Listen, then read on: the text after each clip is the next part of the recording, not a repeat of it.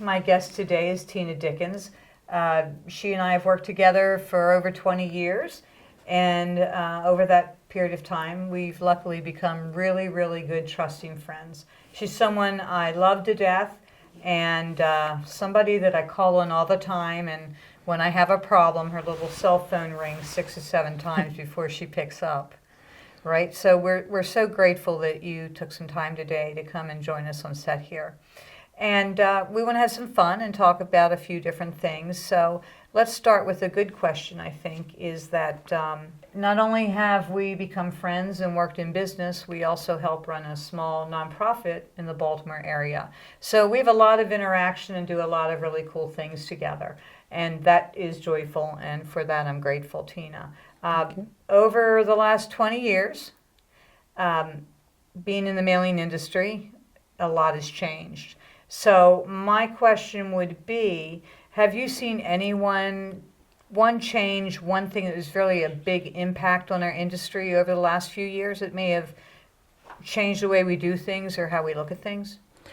Well, certainly, and as Judy said, that we've been, in the mailing industry together for over 20 years, and previously as me worked for the Postal Service, and then now I'm on the customer side, so it kind of gives me a greater insight, when I'm working with contracts, because I've been on both sides of it, and I do have that background in mail to help me.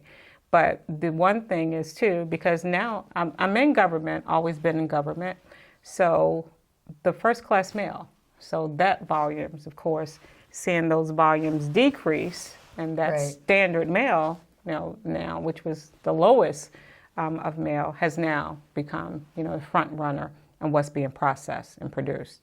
And with the incept of intelligent mail, so that has been huge. And actually, my use of that product has actually won me an award with the U.S. Postal Service in 2016. Yes, it did. Yes, for implementing those processes, and that it allowed my government, my agency, to see, millions of dollars in savings in each new thing that we implemented, each new process. Because when you knew that intelligent mail was coming, instead of going right out at the point waiting till it became a requirement, I actually went out and said, let's change this, let's make it a requirement right now. So we kind of was ahead of the curve, so to speak. So it's been awesome for us. What would be a quick description of intelligent mail for those people that don't know?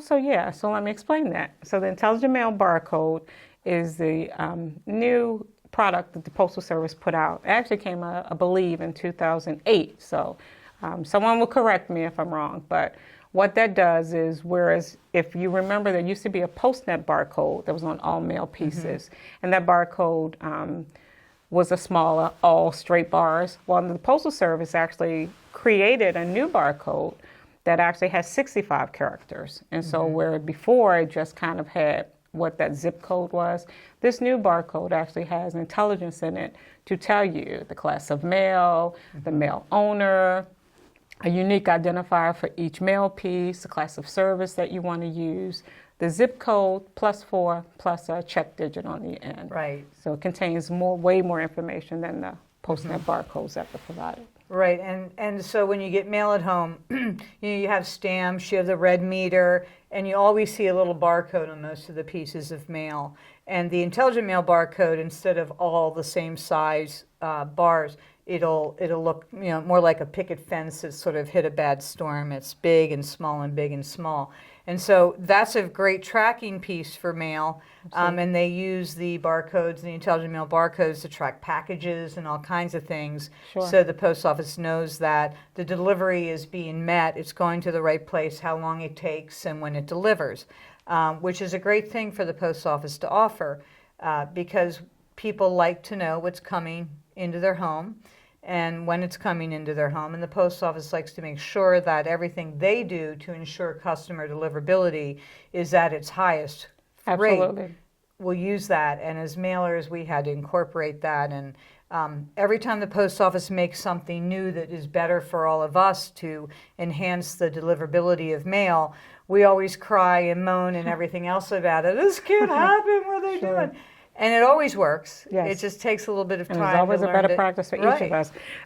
One of the things that I have had questions about is because, all of us will say, those of us who are residential mailers, that I don't put a barcode on my mail. So you say there's a requirement, I don't do it. But the postal automation equipment does actually print one of those barcodes on your piece of mail, even though your handwritten mail, it actually gets printed and Yeah, tells you your mail see barcode. it if you notice it when you go to the mailbox and you pull it out. Correct. I think another thing that's been great about mail that we've both been part of and witnessing is that there's so many different sizes, shapes, and forms to send something out. Now, I'm not talking about shipping, but with your industry and your business, you mail what, a couple million pieces or billion pieces of I mail? keep a couple million pieces per mailing. So we're talking a minimum of 2 million pieces, mostly a mail. We got 10 mailings we do per year. Our budget is about $86 million. So that's a lot of mail. And right now, I said that while first class mail is going down for government agencies who has to use first class mail, although I was able to find Right. a product that we could use, on occasion if all of the materials are the same. So you can do standard mail and get a Right. cheaper rate, for the mail, but still get a process. But again, we're still talking millions of pieces of mail. I know. I don't even know how you think about it. We would be what you called mid-sized to small mail shop, and if we had 1 million pieces of mail to get out a day, I don't think anybody would come to work. It's insurmountable to think about that. And if I get a lot of mail, and I buy online, I buy from catalogs, I buy all of that. So an average day in my household is at least 10 to 20 pieces of mail. So I can only imagine a neighborhood full of mail or the size of Rhode Island or something, that all the mail you mail, if you put it side by side in a month, in a year. That's incredible. And I know you do a very good job at it, and I know you're very cost conscious, and I know you're all about customers. And so that's a very great thing.